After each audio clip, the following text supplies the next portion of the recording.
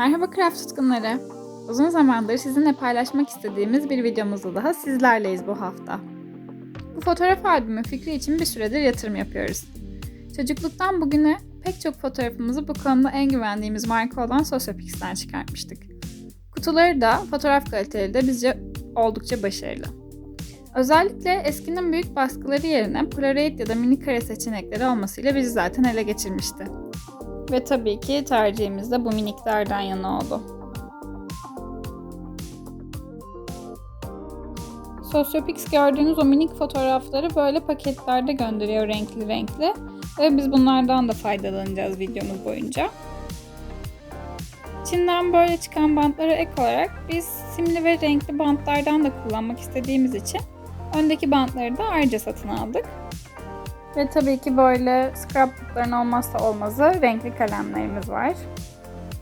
Önceki videolarımızı izleyenler bu stikerleri de hatırlayacaktır. Kendimiz yapmıştık bunları da.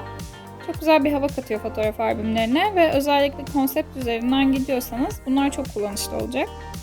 Bu stikerleri nasıl yaptığımızı bilmeyenler için stiker videosunu da kartlara ekleyeceğiz.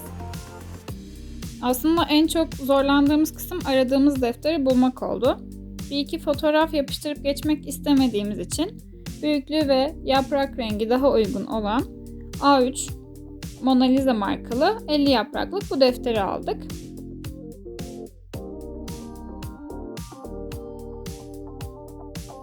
Uhu kullanmak istemediğimiz için de Craft'ın çift taraflı bantını kullanacağız. Ve tabii ki makasa ihtiyacımız olacak. Malzemelerimize göz attığımıza göre şimdi elimizdeki bu malzemelerden neler çıkartabiliriz ona odaklanalım. Detaylara dalmadan önce birazcık konseptten bahsetmek istiyorum. Kısa bir dönem staj imkanı elde ederek Disneyland'da bulunmuştum. Ve o dönem çok güzel birbirinden renkli ve keyifli fotoğraflarım oldu.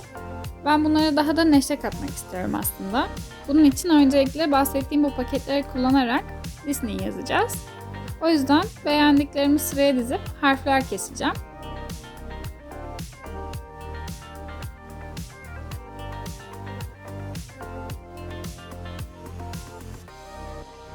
Bazılarında doğaçlama, bazılarında da öncesinde bir test oluşturarak kestim. Siz kendinizi hangisiyle daha başarılı buluyorsanız öyle ilerleyebilirsiniz.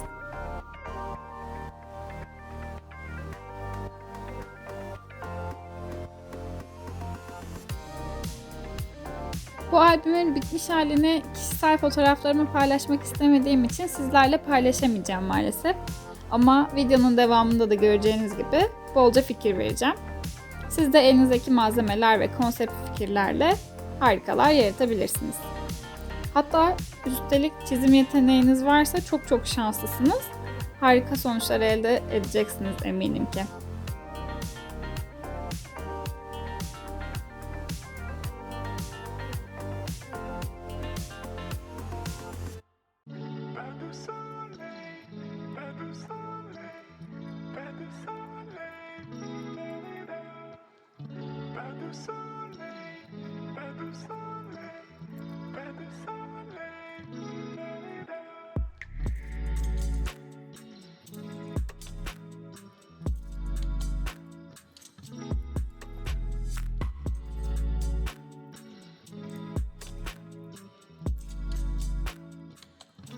Ben harfleri bu şekilde hazırladım.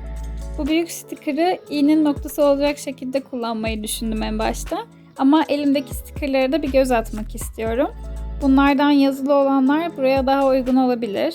Birkaç tane deneyip bakacağım. Bu arada Pinterest'te böyle çok güzel harfler bulabilirsiniz. İstediğiniz konsepte uygun şeyler de var. Ben bunları başka sayfalarda kullanmayı düşünüyorum. Size göstermek istedim.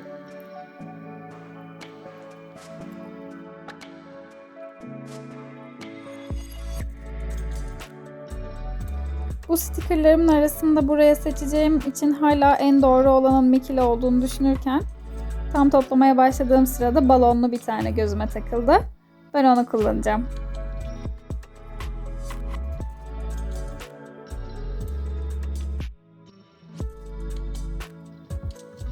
Bu arada bu stikerleri tek tek keserek saklarsam kaybederim diye düşündüğüm için böyle kullanacağım zamanlarda kesmeyi daha uygun buluyorum. Siz de kendiniz sticker yapacaksanız saklamak için bu yöntemi tercih edebilirsiniz. Seçimlerimizi tamamladıktan sonra sıra geldi bütün bunları nasıl hizalayacağımıza. Ben öncelikle fotoğraflarımın kabaca nereye koyacağımı hayal ederek yaklaşmaya çalışıyorum. Daha sonrasında ona göre bir düzen kuracağım. Şu an ortalamaktansa kenarda durması bana daha çok alan sağlayacak gibi görünüyor ama öncelikle birkaç tane fotoğraf yerleştirerek bunu denemek istiyorum.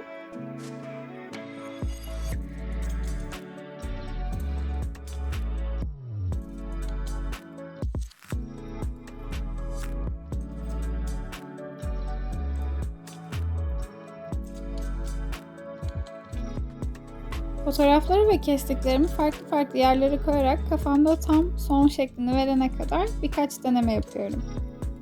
Bunları da tamamladıktan sonra artık yapıştırmaya geçebilirim. Çift taraflı bantları önce hazırlayıp bantın etrafına yapıştırıp sonra topluca fotoğraflara ya da kartonlara yapıştırmaya başlayınca her şeyin daha kolay ilerlediğini gördüm ve tek tek yapıştırmak yerine artık bu şekilde ilerliyorum. Size de tavsiye ederim. Bantımızı yapıştırdıktan sonra arka tarafındaki parçayı da kaldırıp o şekilde yerleştireceğiz ama ben öncesinde bir güzelce ölçüp ona göre ayarlamak istiyorum. Şimdilik böyle bırakacağım.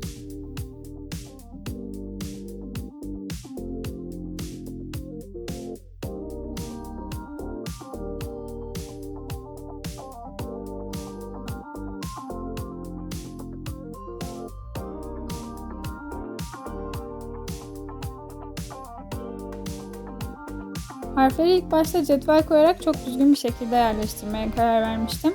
Ama daha sonra bir fikir değişikliğine gittim ve bir harf aşağıda bir harf yukarıda olacak şekilde daha dinamik bir şey istediğime karar verdim ve öyle yapıştırmaya devam ettim. Yine de tabii ki harfler arasında bu düzeni korumaya dikkat ettim. Bu kısımlar zaten fazlasıyla sizin yaratıcılığınıza, göz zevkinize ya da fotoğraf sayınıza göre şekillenebilecek şeyler. O yüzden burayı uzatmadan biraz da bu sayfada kullanmayacak olsam da size ilham olabilecek şeyler önermek istiyorum. Diğer harflerin de yapıştırılması biter bitmez önerilerle devam edebiliriz.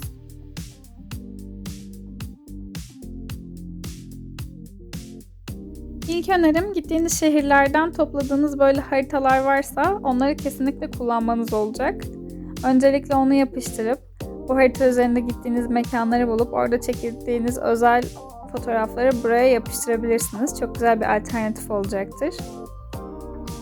Bunun haricinde katıldığınız festivaller varsa oralarda verilen kağıt bileklikleri kesinlikle atmayın.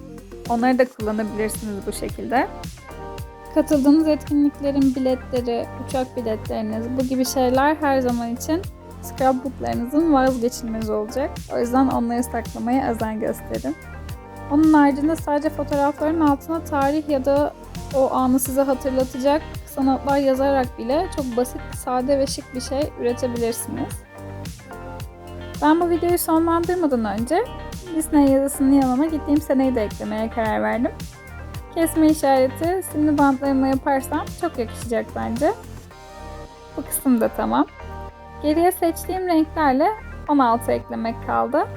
Bu videomuz direkt sonuca gitmediğimiz, farklı fikirlerle sizi beslemek ve aynı zamanda sizden de duymak istediğimiz bir proje olarak burada bitiyor.